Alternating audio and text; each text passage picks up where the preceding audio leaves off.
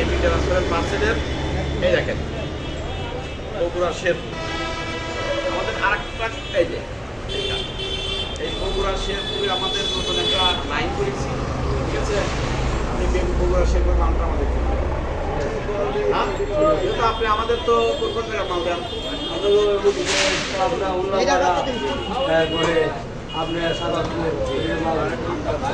সব থেকে দেন মাল, তাহলে বগুড়া মালটা দিলেন, মালটা দিলেন।